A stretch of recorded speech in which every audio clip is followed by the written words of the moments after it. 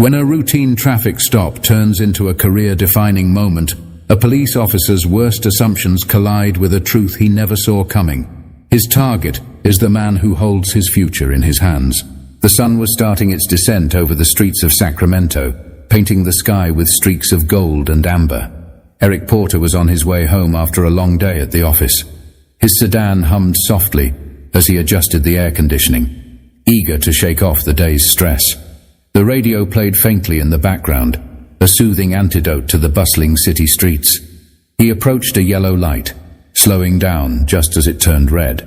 That's when the blue and red lights erupted behind him, accompanied by the sharp blare of a police siren. Eric glanced in his rearview mirror, his brows furrowing slightly. He pulled over to the side of the road, rolling down his window as a police cruiser parked behind him. Out stepped Officer Bradley Larson, mid-30s, with a buzz cut and a badge gleaming on his chest. Larson adjusted his belt as he swaggered toward Eric's car, exuding the confidence of someone used to being in control. "License and registration," Larson said curtly, his voice flat but laced with a hint of authority. Eric complied without a word, reaching into his glove compartment for his registration and handing over his driver's license. His movements were deliberate and calm, but he could feel Larson's gaze scrutinizing him, as if searching for a reason to dig deeper. "Do you know why I pulled you over?" Larson asked, leaning closer to the window. "I'm not entirely sure," Eric replied evenly, his tone polite but firm. "You didn't come to a full stop at the light," Larson said, though there was a flicker of hesitation in his voice. Eric frowned but nodded slightly. "I see. I thought I slowed down in time, but I understand." Larson didn't respond immediately. Instead, he lingered, his eyes narrowing as he studied Eric more closely. It wasn't just a routine stop anymore, at least not for Larson. His posture shifted, subtly but noticeably, as if he had already decided this was more than a minor infraction. The officer glanced at the license in his hand. "You're not from around here, are you?" he asked. Eric hesitated for a fraction of a second before replying. "I moved here a few months ago. My address is on the license." But Larson wasn't really listening. His questions were starting to take on an edge, just enough to suggest that he wasn't concerned about a traffic violation anymore. Eric's calm demeanor seemed to irk him, and he leaned in closer. "Where were you headed in such a hurry?" "Just going home," Eric replied. His tone remained steady, but the subtle shift in the air was impossible to ignore. Larson didn't just see Eric as a driver anymore. He saw something else, something that warranted suspicion. Eric could sense the tension building, but he didn't flinch. Little did Officer Larson know the calm exterior wasn't naivety, it was control. This was just the beginning. Larson took a step back, folding Eric's documents with an exaggerated slowness before tucking them into his chest pocket. He straightened up, his expression shifting into something faintly smug, as though he'd already made up his mind about the man sitting in front of him. "Step out of the car for me," Larson ordered. Eric's grip on the steering wheel tightened briefly, but his face betrayed no reaction. "Is there a specific reason for that, officer?" he asked, his tone measured. Larson's lips twitched, but he masked it quickly. "I asked you to step out of the car.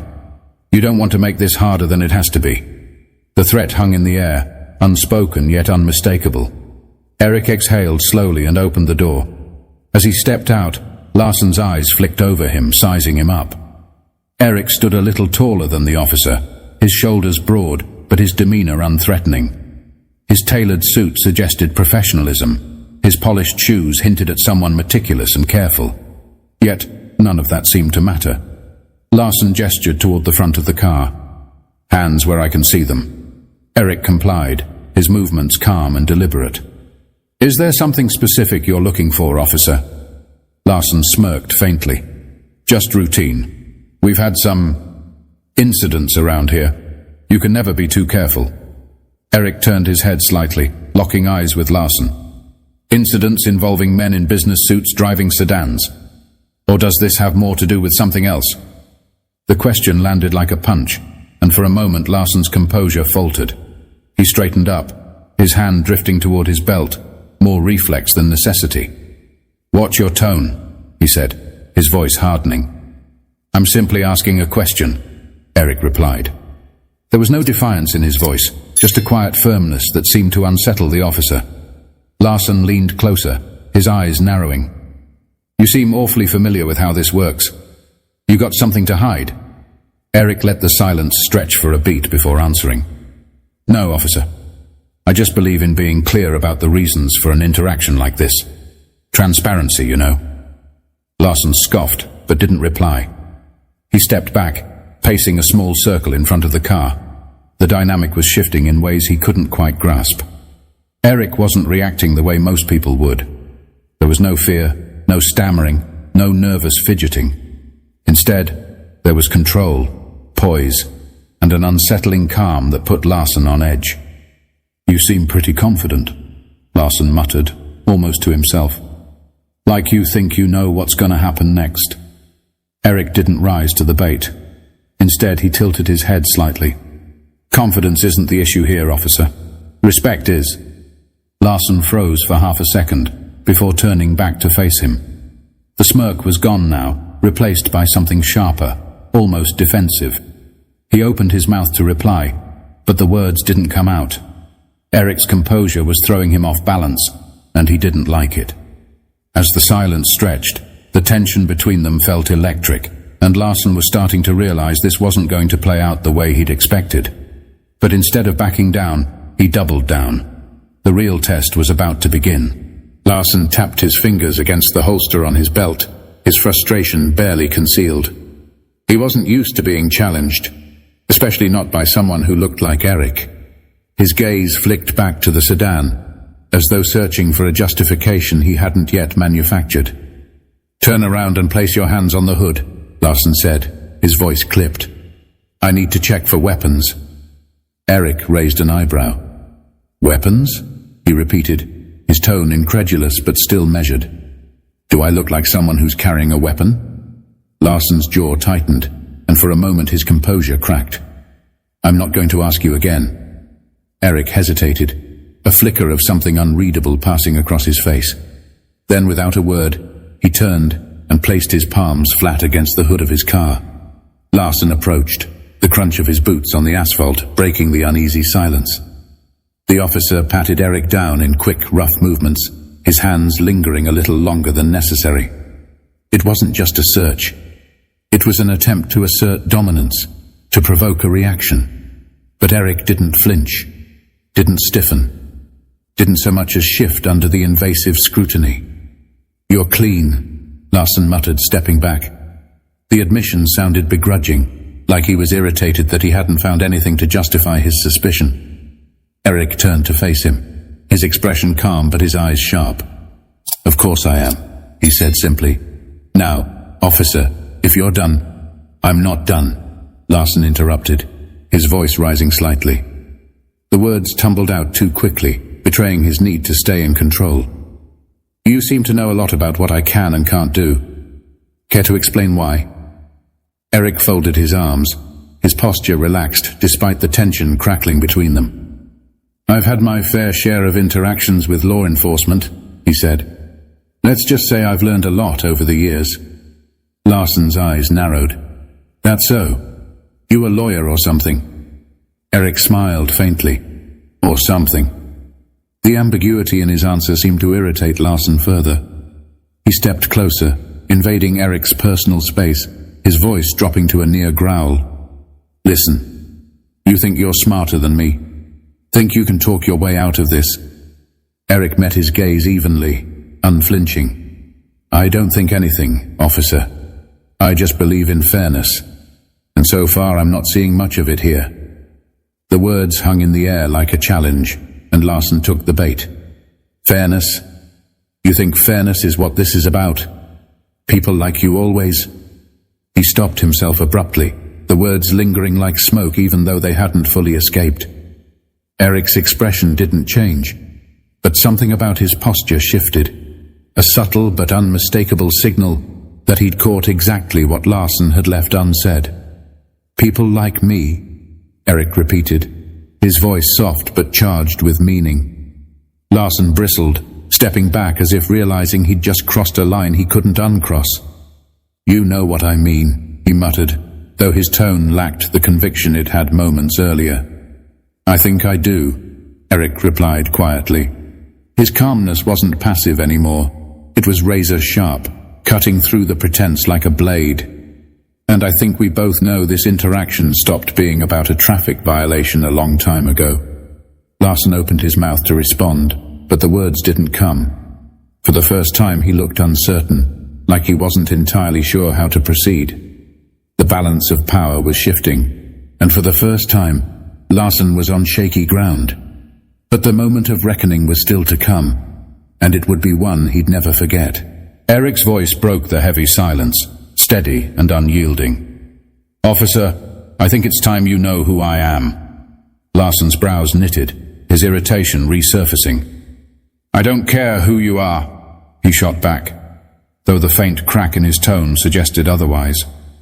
Eric reached into his pocket, his movements slow and deliberate. "I'm reaching for my badge," he said calmly, watching Larson's hand twitch near his holster. "No need for theatrics. I want you to see it." The words hung in the air, weighted with something unspoken.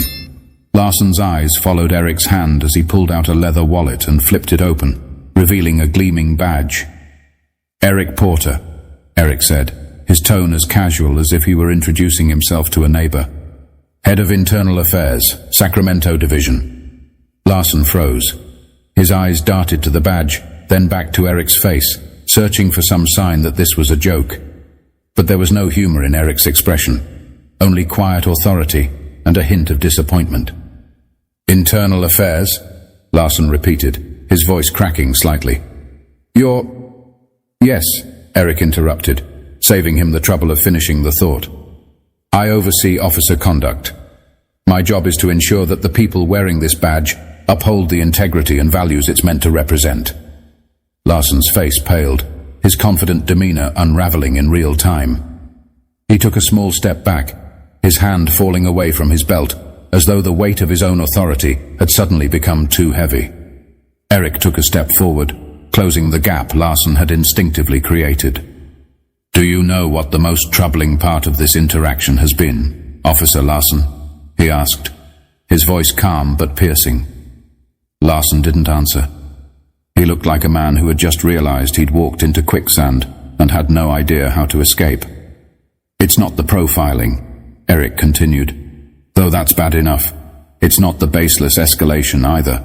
It's the fact that you've done all of this without even realizing who you were talking to.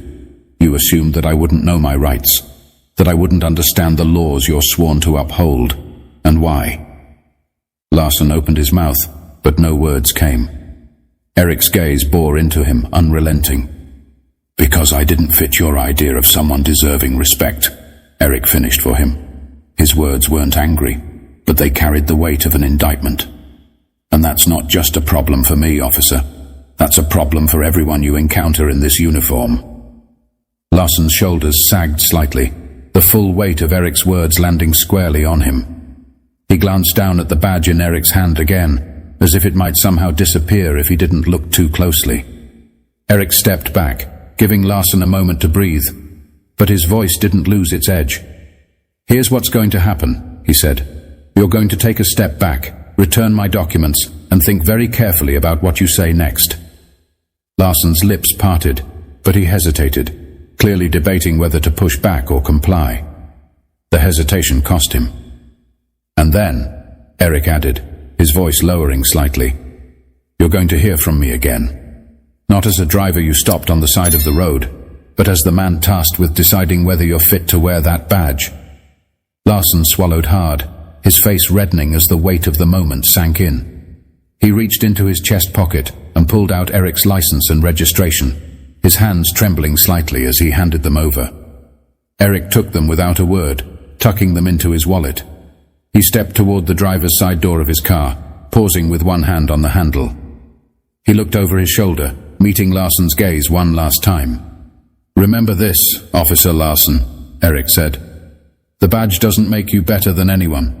It makes you accountable to everyone." As Eric slid back into his car and started the engine, Larson was left standing in the fading light, his confidence shaken and his future uncertain. But for Eric, this was far from over. His next move would ripple through the entire department. The drive home was quiet, but Eric's mind was anything but. The encounter played over in his head, not because it was unique, but because it wasn't. Larson wasn't the first officer Eric had dealt with like this, and he knew he wouldn't be the last. But this time, things would be different. This time, Eric had the authority to act.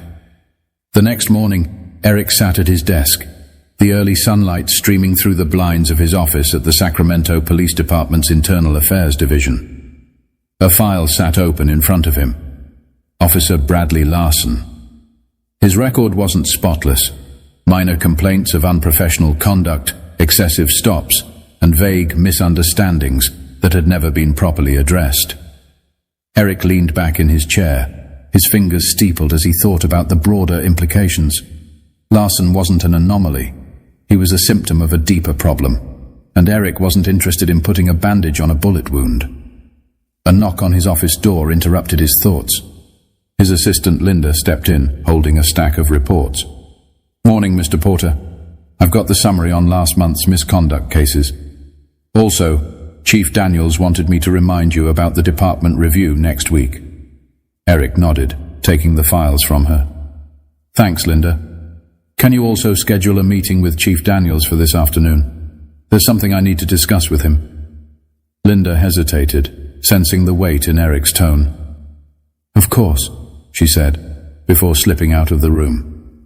Eric turned his attention back to Larson's file, but his focus wasn't just on the officer. This was bigger than one man and one interaction. It was about the culture that allowed someone like Larson to feel justified in his behavior. And if there was one thing Eric knew, it was that culture started at the top. Later that afternoon, Eric sat across from Chief Daniels in a conference room. Daniels, a seasoned veteran with salt and pepper hair and a no-nonsense demeanor, leaned back in his chair, listening intently as Eric recounted the traffic stop. "I could have written it off as just another bad interaction," Eric said, his voice steady but resolute. "But that would have been a mistake. Larson's behavior isn't an isolated incident. It's a reflection of how much work we still have to do." Daniels rubbed his temples, exhaling slowly. "This isn't the first time Larson's name has come up," he admitted. "But we've always handled it internally, quietly." "And that's the problem," Eric replied. "Quiet doesn't fix anything. Quiet lets it keep happening. It's time to be loud." Daniels looked at him. The weight of the conversation etched into his face. "What are you proposing?" "A department-wide review," Eric said without hesitation.